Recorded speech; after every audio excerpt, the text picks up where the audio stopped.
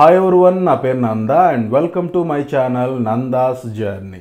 ఈరోజు మనం టెంకాసి సమీపంలో ఉన్న కుట్రాలం పాపనాశం సందర్శిద్దాం. ఇందులో పురాతనమైన 3 శివాలయాలు, అద్భుతమైన జలపాతాలు సందర్శిద్దాం. ఈ వీడియోలో టెంకాసి ఎక్కడ ఉంది, మన తెలుగు రాష్ట్రాల నుంచి టెంకాసి ఎలా చేరుకోవాలి, టెంకాసిలో ఎక్కడ స్టే చేయాలి, టెంకాసి నుంచి కుట్రాలం మరియు పాపనాశం ఎలా సందర్శించాలి, ఈ ట్రిప్ కి కావలసిన బడ్జెట్ ఎంత, ఈ విషయాలన్నీ డీటెయిల్డ్ గా 1 by 1 తెలుసుకుందాం రండి.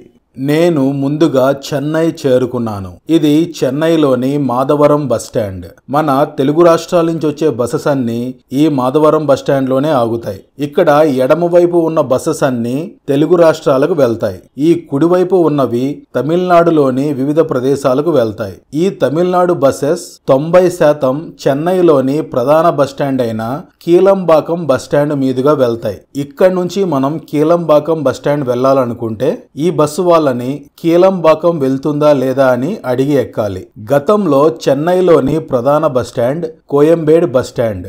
ఇప్పుడు కీలంబాకంలో కొత్త బస్టాండ్ నిర్మించారు. చెన్నై సెంట్రల్ మరియు కోయంబేడ్ నుంచి కీలంబాకంకి సిటీ బసెస్ లభిస్తాయి.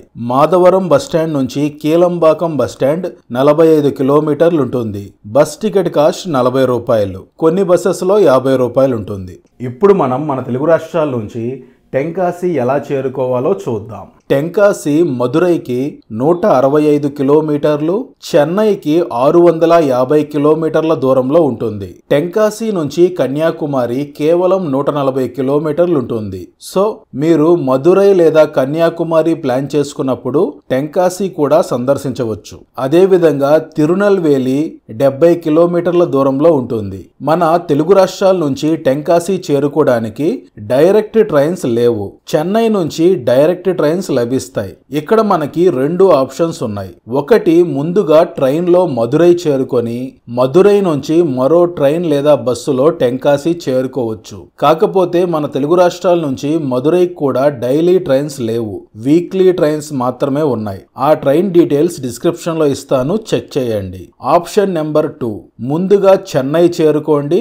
చెన్నై నుంచి ట్రైన్ లో లేదా ప్రైవేట్ ట్రావెల్స్ లో టెంకాసి చేరుకోవచ్చు. చెన్నై నుంచి టెంకాసి ఉన్న ట్రైన్ డీటెయిల్స్ డిస్క్రిప్షన్ లో ఇస్తాను, చెక్ చేయండి. టెంకాసికి సమీపంలో ఉన్న ఎయిర్పోర్ట్ మదురై ఎయిర్పోర్ట్. ఫ్లైట్ లో వచ్చే వాళ్ళు ముందుగా మదురై చేరుకోండి.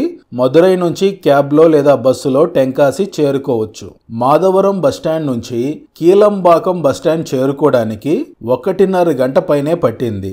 రాత్రి 8:30కు కీలంబాకం బస్టాండ్ చేరుకున్నాను. ఈ బస్టాండ్ లో ప్లాట్ఫామ్ నెంబర్ 1 నుంచి 10 వరకు తమిళనాడు ఆర్టీసీ బసెస్ ఉంటాయి. ప్లాట్ఫామ్ నెంబర్ 11 నుంచి 15 వరకు ప్రైవేట్ ట్రావెల్స్ ఉంటాయి. నేను ప్రైవేట్ ట్రావెల్స్ బుక్ చేసుకున్నాను. ఇదే నేను బుక్ చేసుకున్న బస్ SBM ట్రావెల్స్. రాత్రి 9:30కి బస్ ఎక్కాను. బస్ జర్నీ 11 గంటలు ఉంటుంది. ఉదయం 8 గంటలకు బస్సు వాళ్ళు ఎగ్జాక్ట్ గా టెంకాసి బస్ స్టాండ్ ముందు డ్రాప్ చేశారు. ఇదే టెంకాసి బస్ స్టాండ్. ఈ బస్ స్టాండ్ కి ఎగ్జాక్ట్ ఆపోజిట్ లో ఉన్న హోటల్లోనే రూమ్ తీసుకున్నాను. ఇదే నేను స్టే చేసిన హోటల్ అరుణ్ వెంకటేష్. ఈ రూమ్ నాకు 1600 పడింది, ఏసీ రూమ్. కాకపోతే ఇది ఓల్డ్ హోటల్. ఇప్పుడు మనం టెంకాసిలో ఎక్కడ స్టే చేయాలో చూద్దాం. టెంకాసిలో స్టే చేయడానికి కేవలం 2-3 హోటల్స్ మాత్రమే ఉన్నాయి. ఇప్పుడు నేను స్టే చేసిన హోటల్, అదే విధంగా బస్ స్టాండ్ ఒక 1/2 కిలోమీటర్ దూరంలో కింగ్స్ ప్యాలెస్ ఉంటుంది. అది కొంచెం బాగుంటుందని చెప్పారు. అదే విధంగా టెంకాసికి 8 కిలోమీటర్ల దూరంలో కుట్రాలం ఉంది. అక్కడ చాలా జలపాతాలు ఉంటాయి. కుట్రాలంలో చాలా హోటల్స్ మరియు రిసార్ట్స్ లభిస్తాయి. కాకపోతే కాస్ట్ కొంచెం ఎక్కువగా ఉంటుంది. సో టెంకాసి లేదా కుట్రాలం ఎక్కడ స్టే చేయాలనేది మీ చాయిస్. ఇప్పుడు మనం టెంకాసిలో చూడవలసిన ప్రదేశాలేంటి, ఆ ప్రదేశాలను ఒక వరుస క్రమంలో ఎలా సందర్శించాలో చూద్దాం. నేను మధ్యాహ్నం 12:30 గంటలకు లంచ్ చేసుకొని టెంకాసికి 8 కిలోమీటర్ల దూరంలో ఉన్న కుర్తాలం వెళ్తున్నాను. కుర్తాలం మరియు కుట్రాలం 2 ఒకటే, గుర్తుంచుకోండి. మనం టెంకాసిలో టెంకాసి కాశీ విశ్వనాథ ఆలయం, టెంకాసికి 8 కిలోమీటర్ల దూరంలో 3 అందమైన జలపాతాలు మరియు కుట్రాలనాథర్ ఆలయం, అదేవిధంగా టెంకాసికి 45 కిలోమీటర్ల దూరంలో పాపనాశం ఉంటుంది. ఇక్కడ తామ్రభరణి నది, పాపనాశేశ్వర స్వామి ఆలయం ఉంటుంది. వీటన్నిటినీ మనం ఒక్కొక్కటిగా సందర్శిద్దాం. ముందుగా మనం కుట్రాలం సందర్శిద్దాం. తరువాత టెంకాసి కాశీ విశ్వనాథ ఆలయం సందర్శిద్దాం. ఆ తరువాత పాపనాశం సందర్శిద్దాం. నేను కుట్రాలంలో ప్రధాన జలపాతాలు, కుట్రాలనాథర్ ఆలయం సందర్శించడానికి ఆటో మాట్లాడుకున్నాను. 1500 ఛార్జ్ చేశారు. కుట్రాలంలో జలపాతాలు, ఆలయం సందర్శించడానికి లోకల్ బస్సెస్ కూడా లభిస్తాయి. కాకపోతే వాటి కోసం కొంచెం వెయిట్ చేయాల్సి ఉంటుంది. లోకల్ బస్సెస్ లో వెళ్తారా లేదా ఆటో మాట్లాడుకుంటారా అనేది మీ చాయిస్. నేను ఆల్రెడీ కుట్రాలంపై వీడియో చేశాను.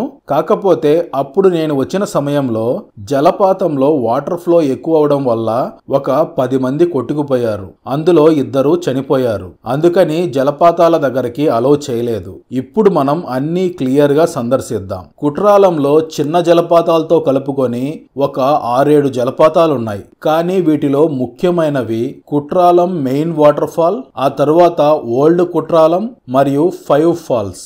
ఈ 3 జలపాతాలు ప్రధానమైనవి. ఇవి కాకుండా చిన్న చిన్న జలపాతాలు ఉన్నాయి. వాటిలో మనం టైగర్ ఫాల్స్ కవర్ చేద్దాం. చిన్న పిల్లలతో వెళ్లే వాళ్ళకి టైగర్ ఫాల్స్ కన్వీనియంట్ గా ఉంటుంది. కుట్రాలనాథర్ ఆలయం మధ్యాహ్నం 12 నుంచి సాయంత్రం 4 గంటల వరకు క్లోజ్ చేస్తారు. కుట్రాలం మెయిన్ వాటర్ ఫాల్ పక్కనే కుట్రాలనాథర్ ఆలయం ఉంటుంది. కాబట్టి ముందుగా మనం ఇతర జలపాతాలు సందర్శించి చివర్లో మెయిన్ వాటర్ ఫాల్ సందర్శిద్దాం. ఆ టైంకి ఆలయం కూడా ఓపెన్ అవుతుంది. మీరు వచ్చే టైమును బట్టి మీరు దానికి తగినట్టు ప్లాన్ అడ్జస్ట్ చేసుకోండి. టెంకాసి నుంచి కుట్రాలం మెయిన్ ఫాల్స్ 8 కిలోమీటర్లు ఉంటుంది.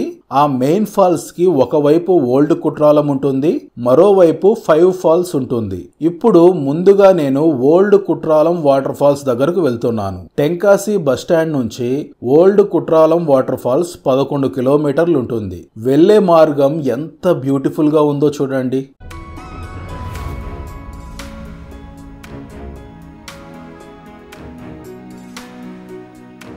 30 నిమిషాలు ఆటోలో ప్రయాణించాక ఓల్డ్ కుట్రాలం వాటర్ ఫాల్స్ చేరుకున్నా.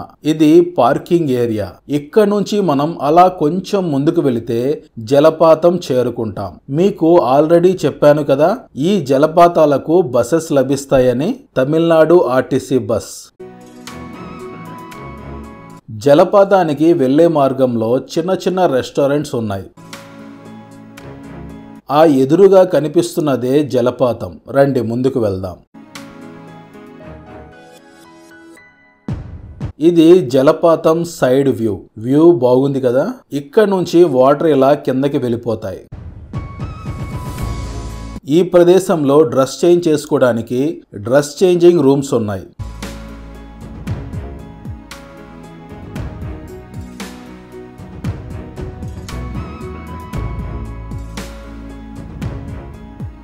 ఇదే ఓల్డ్ కుట్రాలం జలపాతం. వాటర్ లో ఎంజాయ్ చేయాలనుకునే వాళ్ళు ఫుల్గా ఎంజాయ్ చేయవచ్చు. ఈ కుట్రాలం జలపాతాల యొక్క ప్రత్యేకత ఏంటంటే ఈ నీటిలో ఔషధ గుణాలు ఉంటాయి. అందుకే తమిళనాడులోని ప్రజలు ప్రత్యేకంగా ఈ జలపాతాల్లో స్నానం చేయడానికి వస్తూ ఉంటారు.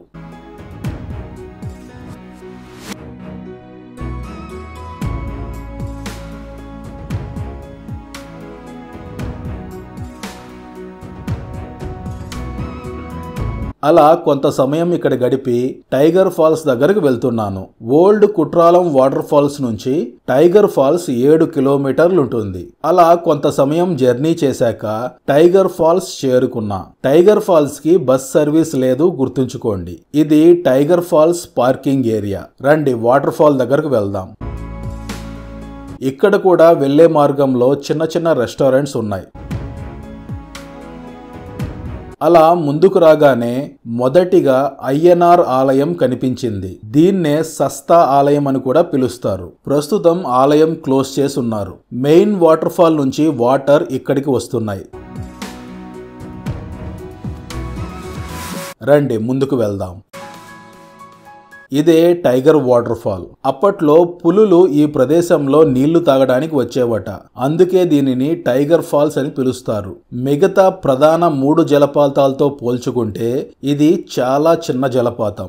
ఎవరైతే చిన్నపిల్లలతో వస్తారో అలాంటి వాళ్ళకి ఇది సేఫ్. అలా ఈ ప్రదేశంలో కొంత సమయం గడిపి 5 ఫాల్స్ దగ్గరకు వెళ్తున్నాను. టైగర్ ఫాల్స్ నుంచి 5 ఫాల్స్ 6 కిలోమీటర్లు ఉంటుంది. టైగర్ ఫాల్స్ మెయిన్ ఫాల్స్ కి సమీపంలో ఉంటుంది. టైగర్ ఫాల్స్ నుంచి కుట్రాలం మెయిన్ ఫాల్స్ కేవలం 2 కిలోమీటర్లు. ఆ మెయిన్ ఫాల్ దాటుకొని మనం 5 ఫాల్స్ దగ్గరకు వెళ్ళాలి. మనం 5 ఫాల్స్ సందర్శించి తిరిగి మెయిన్ ఫాల్స్ కి వచ్చే సమయానికి 4 గంటల పైన అవుతుంది. ఈలోపు ఆలయం ఓపెన్ అవుతుంది. అలా కొంత సమయం ప్రయాణించాక 5 ఫాల్స్ చేరుకున్నా. ఇది 5 ఫాల్స్ పార్కింగ్ ఏరియా. రండి జలపాతం దగ్గరకు వెళ్దాం. ఈ జలపాతం ఎంట్రన్స్ లో కూడా చాలా రెస్టారెంట్ షాప్స్ ఉన్నాయి. అదే విధంగా ఈ వాటర్ ఫాల్స్ లో ఎంజాయ్ చేసే వాళ్ళకి డ్రెస్ చేంజ్ చేసుకోవడానికి డ్రెస్ చేంజింగ్ రూమ్స్ కూడా ఉన్నాయి.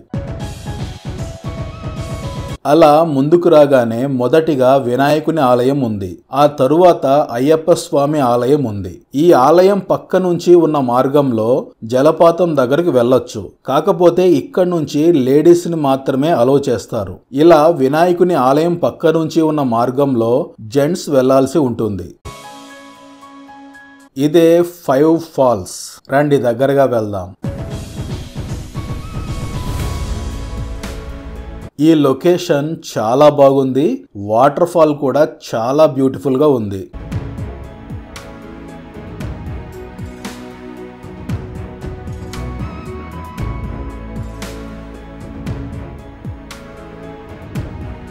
చూశారు కదా ఎంత బ్యూటిఫుల్ గా ఉందో. ఈ జలపాతం 5 పాయలుగా ప్రవహిస్తూ ఆదిశేషుని 5 పడగల్లా ఉండటం వల్ల దీనిని పలతొట్ట అరవి అని పిలుస్తారు. ఇంగ్లీష్ లో షార్ట్ గా 5 ఫాల్స్ అని పిలుస్తారు. అలా కొంత సమయం గడిపి కుట్రాలం మెయిన్ వాటర్ ఫాల్స్ దగ్గరకు వెళ్తున్నాను. 5 ఫాల్స్ నుంచి కుట్రాలం మెయిన్ ఫాల్స్ 5 కిలోమీటర్లు ఉంటుంది. అలా కొంత సమయం ప్రయాణించాక కుట్రాలం మెయిన్ ఫాల్స్ చేరుకున్నా. ఇది పార్కింగ్ ఏరియా.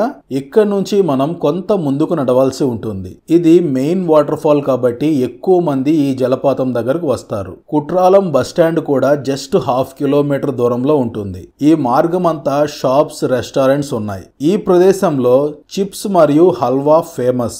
ఇంట్రెస్ట్ ఉన్న వాళ్ళు ట్రై చేయండి. అదే విధంగా బాదం పాలు కూడా ఫేమస్. ఇక్కడికంటే ఆలయానికి ఆపోజిట్ లో ఉన్న వీధిలో మీకు ఫేమస్ హల్వా మరియు చిప్స్ లభిస్తాయి. తర్వాత చూపిస్తాను. ఇదే Kutralam main water fall.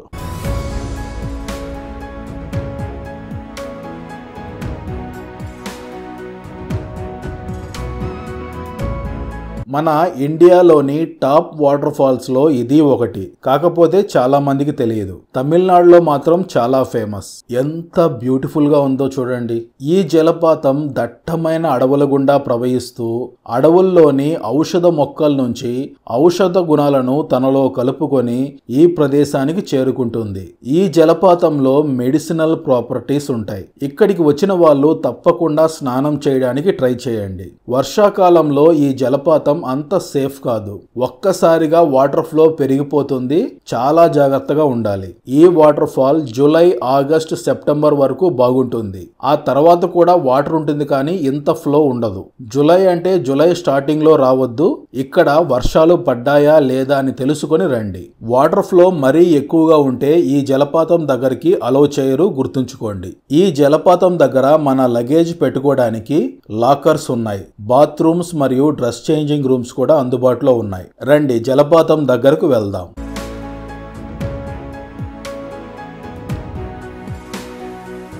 Water flow చూశారు కదా ఎంత ఫోర్స్గా ఉందో. నార్మల్ టైంలోనే ఇలా ఉంది. వాటర్ ఫ్లో ఎక్కువగా ఉంటే ఎలా ఉంటుందో ఊహించుకోండి. రండి ఇప్పుడు మనం కుట్రాలనాథర్ ఆలయం సందర్శిద్దాం. ఈ జలపాతం నుంచి అలా ముందుకు వెళితే అక్కడ పురాతన ఆలయం కనిపిస్తుంది కదా, అదే కుట్రాలనాథర్ ఆలయం. కుర్తాలనాథర్ ఆలయం అని కూడా పిలుస్తారు. మనం అలా ముందుకు వెళితే ఆలయ ఎంట్రన్స్ ఉంటుంది. అది ఎలా ఉంటుందో తర్వాత చూపిస్తాను. అక్కడి నుంచి లోపలికి వెళ్ళొచ్చు, లేదంటే ఇక్కడ నుంచి డైరెక్ట్ గా లోపలికి వెళ్ళొచ్చు. ఇది చాలా పురాతన ఆలయం. ఆలయం లోపలికి మొబైల్ తీసుకెళ్లకూడదు. ఇక్కడ మొబైల్ కౌంటర్ లో పెట్టాలి. ఒక మొబైల్ కి 5 రూపాయలు ఛార్జ్ చేస్తారు. ఇది జస్ట్ ఎంట్రన్స్ మాత్రమే. లోపల చాలా పెద్ద ఆలయం ఉంటుంది. లోపలికి వెళితే మనం కొన్ని సంవత్సరాలు వెనక్కి వెళ్ళిన అనుభూతి కలుగుతుంది. ఇప్పుడు మనం ఈ ఆలయం యొక్క స్థల పురాణం షార్ట్ గా తెలుసుకుందాం. స్థల పురాణం ఆల్రెడీ నేను చేసిన ఓల్డ్ వీడియో చూపిస్తాను, చూడండి. తమిళనాడులోని అత్యంత ప్రఖ్యాత క్షేత్రాలలో ఈ కుట్రాలనాథర్ ఆలయం ఒకటి.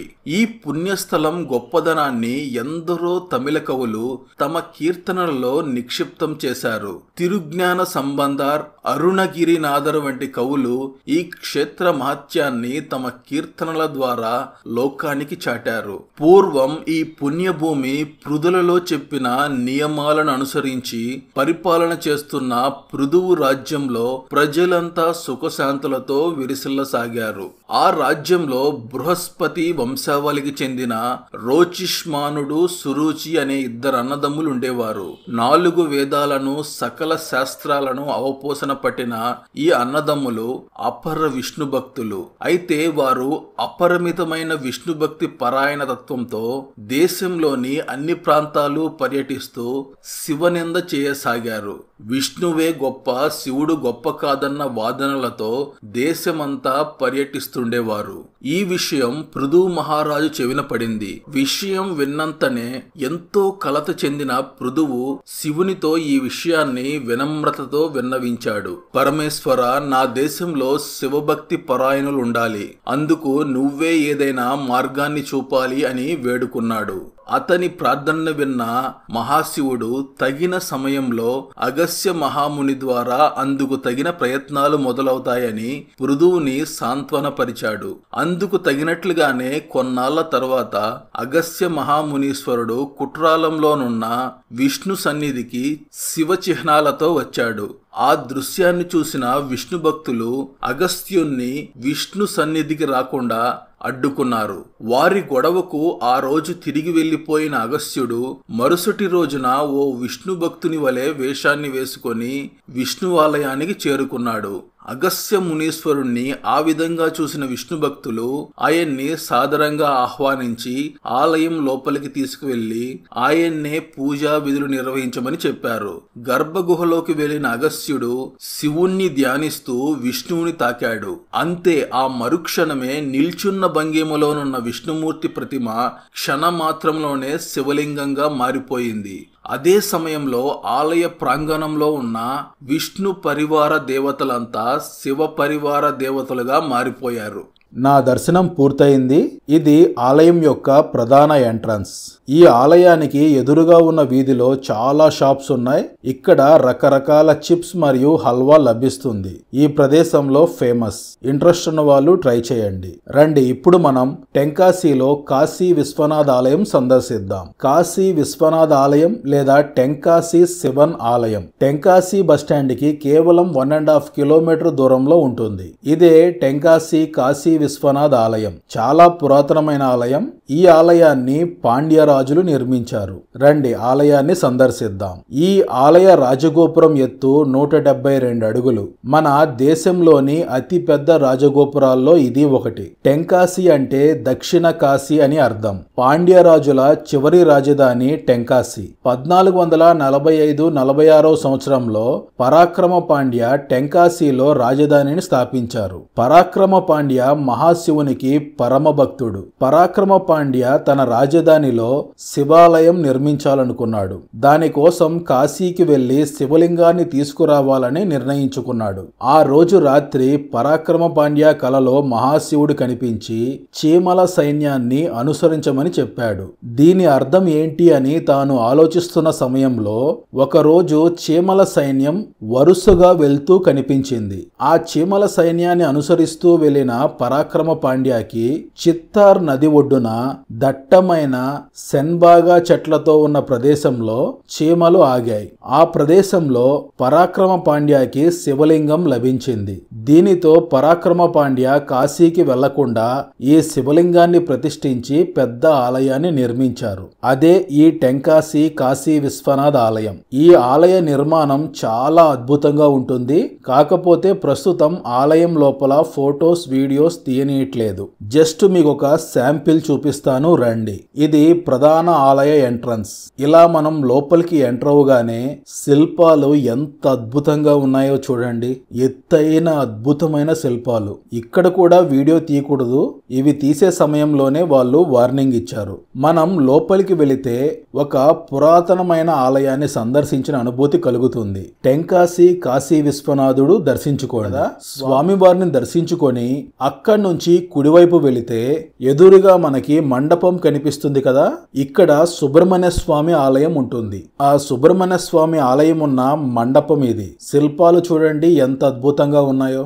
ఈ సుబ్రహ్మణ్య స్వామిని దర్శించుకొని దాని పక్కనే అమ్మవారి ఆలయం ఉంటుంది, దర్శించుకోవచ్చు. ఇక్కడ అమ్మవారిని ఉలగమ్మాన్ అని పిలుస్తారు. ఇంతటితో టెంకాసి కాశీ విశ్వనాథ ఆలయ దర్శనం పూర్తయింది. తిరిగి రాత్రి 6:30 గంటలకు నా హోటల్ చేరుకున్నాను. ఇంతటితో మన డే 1 పూర్తయింది. తరువాతి రోజు ఉదయం 8 గంటలకల్లా ఫ్రెష్ అప్ అయి బ్రేక్ఫాస్ట్ చేసుకుని టెంకాసి నుంచి పాపనాశం ఆలయానికి వెళ్తున్నాను. ఇది టెంకాసి బస్టాండ్. టెంకాసి బస్టాండ్ నుంచి పాపనాశంకు డైరెక్ట్ బసెస్ లేవు. మనం టెంకాసి నుంచి అంబాసముద్రం వెళ్లి అంబాసముద్రం నుంచి పాపనాశం వెళ్ళాలి. ఇక్కడ బస్సుల పైన తమిళ్లో రాసి ఉంటారు కాబట్టి అంబాసముద్రం వెళ్తుందా లేదా అని అడిగి ఎక్కండి. టెంకాసి నుంచి అంబాసముద్రం 36 కిలోమీటర్లు ఉంటుంది. బస్ టికెట్ కాస్ట్ 31 రూపాయలు. టెంకాసి నుంచి అంబాసముద్రం వెళ్లే మార్గం సింగిల్ రోడ్, అందుకే బస్ జర్నీ 1.5 గంట పట్టింది. మనం అంబాసముద్రం బస్టాండ్ వరకు వెళ్లాల్సిన అవసరం లేదు.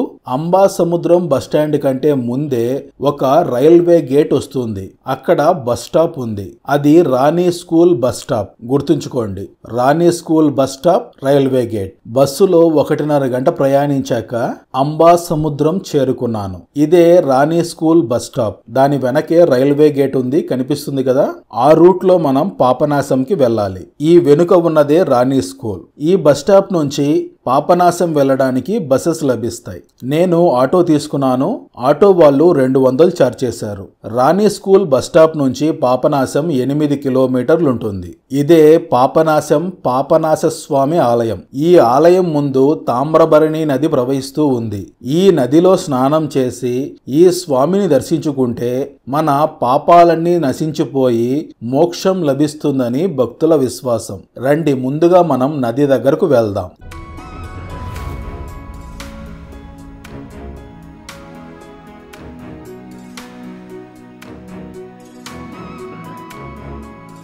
ఇదే తామ్రభరణి నది, తామిరభరణి నది అని కూడా పిలుస్తారు. నేను ఆగస్టు మొదటి వారంలో వచ్చాను. వాటర్ ఫ్లో చాలా బాగుంది. జూలై నుంచి నవంబర్ డిసెంబర్ వరకు వాటర్ ఫ్లో బాగుంటుంది. ఆ తరువాత నుంచి వాటర్ ఫ్లో తక్కువగా ఉంటుంది. లొకేషన్ చాలా బ్యూటిఫుల్ గా ఉంది.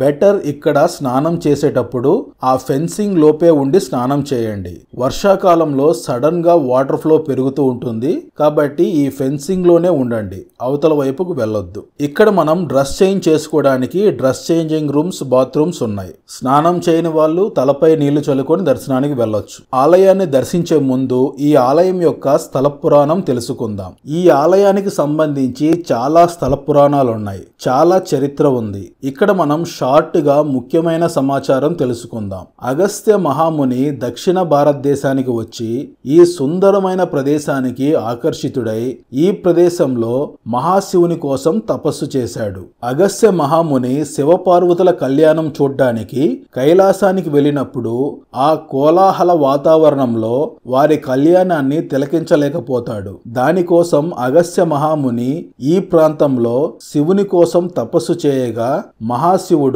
కళ్యాణ సుందరేశ్వరుడిగా దర్శనం దర్శనమిచ్చారని చెబుతారు. అదేవిధంగా అగస్త్య మహాముని శిష్యుడైన ఉరోమస మహర్షి మహాశివునికి పరమభక్తుడు. తాను మహాశివుని ప్రార్థించి మోక్షం పొందాలని, అందుకు తగిన స్థలం చెప్పమని ఉరోమస మహర్షి అగస్త్య మహాముని అడిగారు. అగస్త్య మహాముని 9 పుష్పాలను ఈ పవిత్రమైన తామ్రబరణి నదిలో వదిలి ఆ పూలు ఎక్కడ ఆగుతాయో అక్కడ ప్రార్థించమని సలహా ఇచ్చాడు. ఆ పూలు తామ్రబరణి నది ఒడ్డున 9 ప్రదేశాల్లో 9 పూలు ఆగాయి. ఆ 9 ప్రదేశాల్లో ఉరోమస మహర్షి శివుణ్ణి ప్రార్థించి మోక్షం పొందాడు. ఆ 9 ఆలయాలను నవ కైలాసాలు అని పిలుస్తారు. ఆ 9 ఆలయాలకు ఒక్కో నవగ్రహం పేరు పెట్టడం జరిగింది. ఆ 9 ప్రదేశాల్లో మొదటి పువ్వు ఆగిన ప్రదేశం ఇది. అందుకే ఈ ఆలయానికి సూర్యగ్రహాన్ని అనుసంధానం చేశారు. ఈ తామ్రబరణి నదిలో స్నానం చేసి ఇక్కడ శివలింగాన్ని దర్శిస్తే మన పాపాలు నశించిపోయి మోక్షం లభిస్తుందని భక్తుల విశ్వాసం. అందుకే దీనిని పాపనాశనం అని పిలుస్తారు. ఈ స్వామిని పాపనాశ స్వామి అని పిలుస్తారు. ప్రస్తుతం ఉన్న ఈ ఆలయాన్ని ఎప్పుడు ఎవరు నిర్మించారనే దానిపై ఖచ్చితమైన ఆధారం లేదు. కొన్ని శాసనాల ప్రకారం చంద్రకుల పాండ్య నిర్మించారని చెబుతారు. 16వ శతాబ్దంలో మదురై నాయకరాజులు వీరప్ప నాయక్ ఆలయాన్ని అభివృద్ధి చేసినట్లు చెబుతారు. ఈ ఆలయంలో నంది చూడండి చాలా ప్రత్యేకంగా ఉంది. లోపల వీడియో తీయకూడదు. ఆలయం ముందున్న మండపం చూడండి ఎంత అద్భుతంగా ఉందో. ఇదే పాపనాశ స్వామి ప్రధాన ఆలయం. ఇలా ఉంటుంది, దర్శించుకోండి. ఈ ఆలయంలో అమ్మవారిని ఉలగమ్మాయ్ అని పిలుస్తారు. ఇంతటితో నా దర్శనం పూర్తయింది. ఈ ఆలయానికి 4 కిలోమీటర్ల దూరంలో అగస్తేశ్వర వాటర్ ఫాల్స్ ఉంది. ప్రస్తుతం అక్కడ వాటర్ ఫ్లో ఎక్కువగా ఉండడం వల్ల ఫారెస్ట్ ఆఫీసర్స్ లోపలికి అలౌ చేయట్లేదు. మీరు వచ్చినప్పుడు వీలైతే సందర్శించండి. జస్ట్ 4 కిలోమీటర్స్ ఉంటుంది, ఆటోలో వెళ్ళొచ్చు. ఈ ఆలయం నుంచి అలా ముందుకు వెళితే డౌన్ లో ఆటో స్టాండ్ ఉంది. అదే విధంగా బస్ స్టాప్ కూడా ఉంది. పాపనాశం నుంచి తిరునెల్వేలి 60 కిలోమీటర్లు ఉంటుంది. పాపనాశం నుంచి తిరునెల్వేలికి డైరెక్ట్ బసెస్ లభిస్తాయి. తిరునెల్వేలిలో ఫేమస్ టెంపుల్ ఉంది. అది నెల్లై అప్పార్ ఆలయం. ఆల్రెడీ ఆ వీడియో మన ఛానల్లో కవర్ చేశాను. మన ఛానల్లో తమిళనాడు ప్లేలిస్ట్ చెక్ చేయండి.